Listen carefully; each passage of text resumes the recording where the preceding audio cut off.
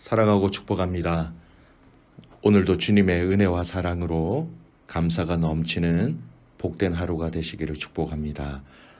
오늘 말씀은 주님 다시 오실 때까지라는 제목으로 함께 말씀을 나누고자 합니다. 본문은 베드로후서 3장 8절에서 18절까지의 말씀입니다. 사랑하는 자들아, 주께는 하루가 천년 같고 천년이 하루 같다는 이 한 가지를 잊지 말라.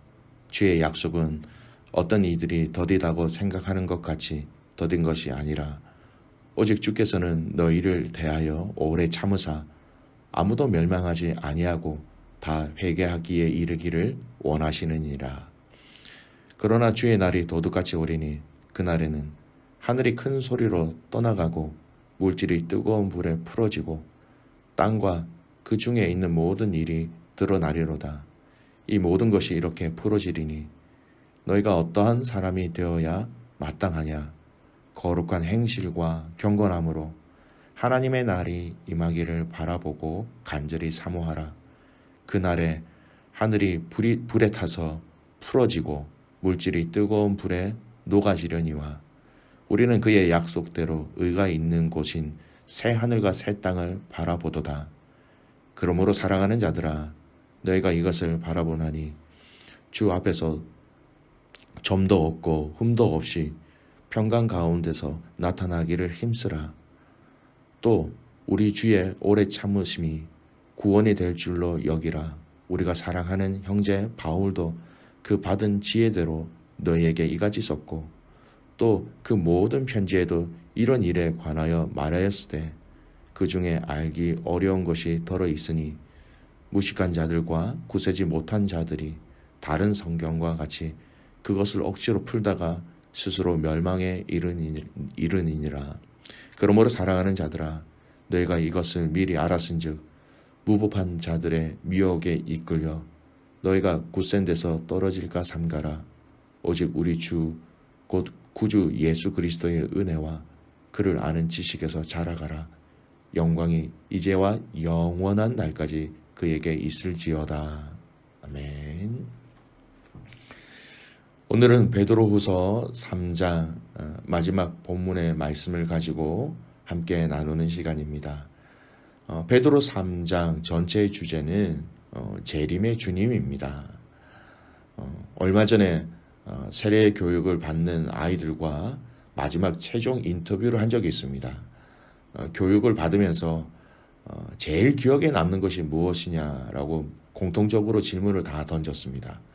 그 중에 몇몇 아이가 다시 오실 예수님에 대해서는 들은 바 있었지만 알고 있었지만 이번 세례 교육을 통하여서 이것이 너무나 새롭게 또 강력하게 다가왔고 생각이 되어졌습니다. 라는 고백을 들은 적이 있습니다.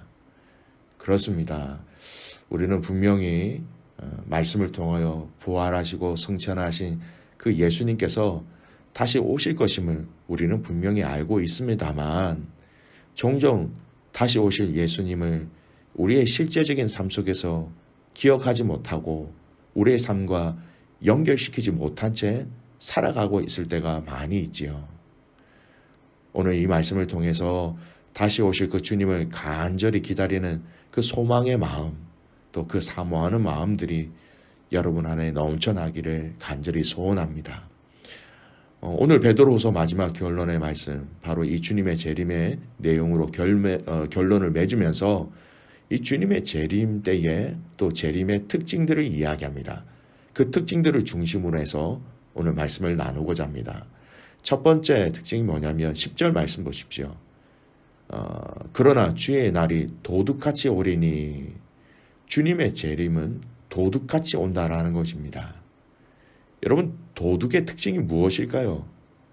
도둑은요, 절대 자신이 언제, 어떻게, 누구의 집에 어떤 식으로 들어갈 것이다 결코 얘기하지 않는다는 겁니다. 그때와 시간을 미리 알리지 않는다라는 것이죠. 몇 날 몇 시에 내가 어느 집에 누구의 어떤 것들을 도둑질 하겠다 하는 도둑이 어디 있겠습니까? 절대 그런 도둑은 없습니다. 도둑은 절대 내가 간다고 미리 알리지 않는 것이죠. 그때와 그 시간을 알리지 않는다라는 의미입니다. 예수님도 동일하게 말씀하셨어요. 마태복음 24장 36절에 보면 그러나 그 날과 그때는 아무도 모르나니 하늘의 천사도 아들도 모르고 오직 아버지만 아시느니라. 이처럼 주님이 이 땅에 다시 오시는 때에 대해서는 성부 하나님만 아시지 아무도 모르고 또 아무도 모르기에 도둑같이 갑자기 오신다라는 의미입니다. 그래서 여러분, 우리가 이 주님의 재림을 이렇게 도둑같이 오신다라는 말씀을 듣고 우리는 어떻게 준비해야 합니까? 깨어 준비하라라는 말씀입니다. 늘 깨어 준비하되 신랑 되신 예수님을 맞이할 준비를 하라는 것이지요. 다시 오실 주님을 깨어 준비하라. 여러분, 오늘 주님이 오신 이후에 우리 안에 후회하는 일이 없도록, 아쉬워하는 일이 없도록 하루하루의 삶 속에서 이 주님을 인정하고 예수 그리스도의 능력으로 또 이 주님을 함께 기다리시는 가족들이 되시기를 소원합니다. 또 혹 주위에 여러분 주님의 재림에 대해서 그 날과 그 시에 대해서 이야기하는 사람들이 있다면 여러분 귀를 닫으시기 바랍니다. 주님의 재림의 때가 가까워지는 것에 대한 징조로는 우리가 말할 수 있지만 그때와 그 날에 대해서 언급하는 것은 결코 성경적이지 않기 때문입니다. 두 번째, 오늘 본문에서 말씀하시는 것은 이 주님의 재림의 때, 재림의 날을 사모하라라는 것입니다. 12절 상반절 말씀을 보십시오. 하나님의 날이 임하기를 바라보고 간절히 사모하라. 하나님의 날, 재림의 날이죠. 예수님이 심판하실 주님으로 이 땅에 오시는 그 날을 바라보고 간절히 사모하라. 바라본다라는 말은 기대하라라는 것이죠. 그리고 두 번째, 사모하라라는 말씀. 여러분 한글 성경에서는 사모하라라는 말로 번역했는데요. 원어의 의미를 보면 조금 달라요. 이 사모하라라는 이 말은 그 원형을 보면 스퓨도라는 단어입니다. 이 스퓨도라는 단어는 영어의 스피드의 어원이 되는 말로서 빨리 하다, 서두르다라는 의미의 동사가 포함되어져 있어요. 사모하다라는 이 말, 한글 성경의 번역도 상당히 의미 있는 번역이지만 여기서 얘기했던 빨리 하다, 서두르다, 또 다르게 얘기하면 타동사이기 때문에 재촉하다, 빠르게 하다라는 번역이 원어적인 의미로 맞는 더 부합한 의미입니다. 왜냐하면 오늘 이 구절에 보면 주님의 재림이 지연되어 보이는 이유가 가능한 많은 사람들을 회개시키려고 하시는 것, 그 하나님의 뜻 때문이라는 것을 8절과 9절 말씀은 얘기하고 있습니다. 바로 이런 것처럼 성도들의 믿음의 선행이 그날을 재촉할 수 있다라는 의미와 관련이 있습니다. 즉 주님의 재림의 그때를 위해서 최우선적인 과제가 무엇보다도 전도라는 것입니다. 더 나아가서 이 전도를 포함한 성도들의 빛과 소금의 삶을 통하여 불신자들이 주님을 만나고 알게 되고 믿게 되므로 주님의 날을 더 빨리 재촉할 수 있다라는 의미인 것이죠. 여러분, 우리는 그리스도인으로서의 경건함이라 거룩한 행실, 또 회개, 순종의 삶을 함께 준비해야 하는 것입니다. 전도를 비롯한 그리스도인으로서의 마땅한 회개와 경건과 순종, 이것이 그리스도의 재림을 또 궁극적으로 성취를 앞당기는데 기여하게 되는 것이지요. 여러분, 이 주님의 날을 간절히 바라보면서 여러분 우리가 그냥 무작정 기다리는 것이 아니라 우리에게 허락하신 이 복음의 증거, 복음 증거의 사명을 함께 감당해야 할 것을 오늘 이 말씀은 우리에게 보여주고 계시는 것이지요. 주님의 날이 속히 임할 수 있도록 우리의 삶을 하나님이 사용하셔서 많은 사람들에게 복음을 증거함으로 그들이 주님께로 돌아오면 돌아올수록 그 사람들이 많아지면 많아질수록 주님의 임재가 주님의 다시 재림이 더 가까워진다라는 것입니다. 우리의 삶을 그렇게 사용하시는 은혜가 있기를 주님의 이름으로 축복합니다. 세 번째, 이 재림의 날을 보면서 우리가 알아야 할 것은 바로 우리는 우리 자신들의 거룩을 위해서 힘써야 한다는 것입니다. 14절 말씀을 볼까요? 그러므로 사랑하는 자들아 너희가 이것을 바라보나니 주 앞에서 점도 없고 흠도 없이 평강 가운데서 나타나기를 힘쓰라. 이 주님의 재림을 바라보고 기다리는 성도들의 삶은 주님 앞에서 점도 없고 흠도 없는 성결함, 거룩함, 이것이 삶 속에서 나타나야 한다라고 말씀하는 것입니다. 여러분, 점도 없고 흠도 없다라는 표현은 무척이나 구약적인 표현이죠.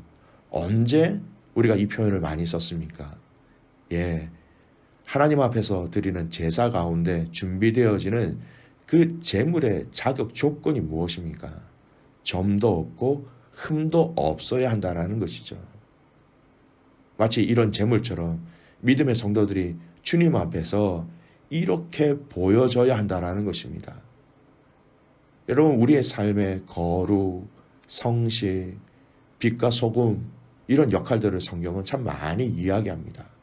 그리고 이러한 우리의 삶을 보고 우리가 서로 사랑하는 모습을 보고 우리가 세상을 향하여서 빛과 소금의 역할을 감당하는 것을 보고 세상이 우리가 그리스도의 제자인 것을 알게 하라라고 성경은 말씀하셨지요.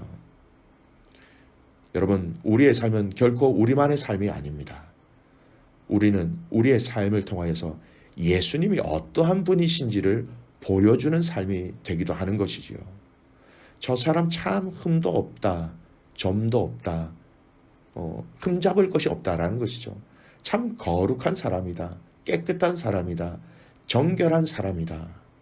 여러분, 이것을 통하여서 우리는 세상 속에서 우리가 이렇게 살아갈 수 있는 그 근본적인 이유인 이 주님을 세상 앞에서 드러내는 것입니다.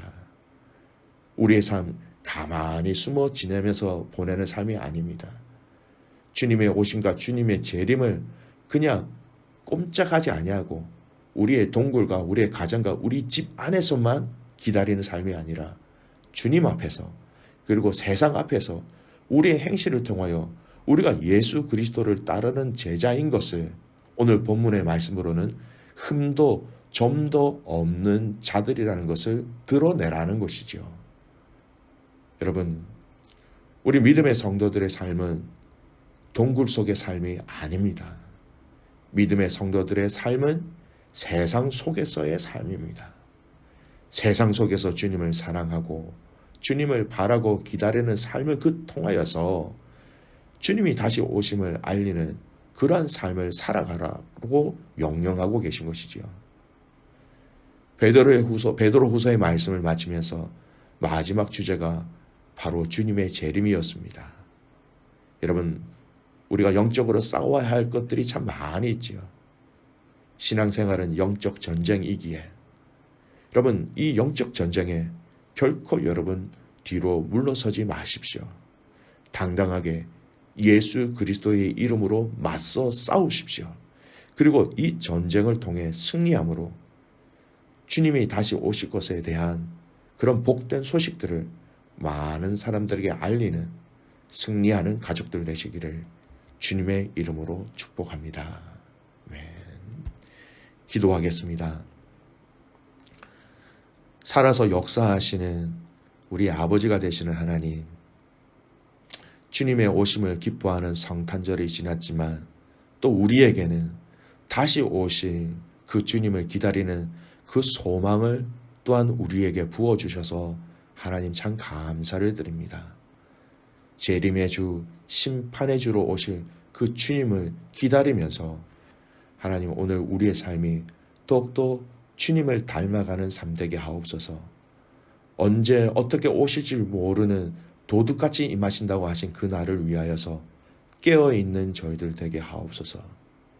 더 나아가 하나님 이 날을 사모하는 자들 되게 하시고 기다리는 자들 되게 하시고 사모하기에 빨리 이 날이 오기를 간절히 원하기에 복음을 모르는 자들에게 이 복음을 알려줌으로 또 복음을 증거함으로 이 날을 속히 재촉할 수 있도록 우리가 사용되어지게 하여 주시옵소서. 하나님, 오늘 이 말씀을 다시 한 번 더 주님 앞에 기억하며 우리의 삶이 하나님 점도 없고 흠 없는 성결한 정결한 자로서 주님의 재림을 기다리며 준비하는 자들 되게 하옵소서. 모든 믿음의 가족들이 이 재림의 주님을 간절히 소망하며 기다리며 승리하며 감사하는 자들 되게 하옵소서. 하나님 아버지, 내일은 또한 2020년 12월 마지막 주일 예배입니다. 하나님, 이 예배 가운데 하나님 예비하신 은혜를 우리에게 마음껏 부어주시고 하나님의 뜻을 발견하며 하나님의 사랑과 하나님의 위로를 경험하는 저희들 되게 하옵소서. 그렇게 행하신 하나님을 신뢰하며 살아계시는 예수님의 이름으로 감사하며 기도드리옵나이다. 아멘.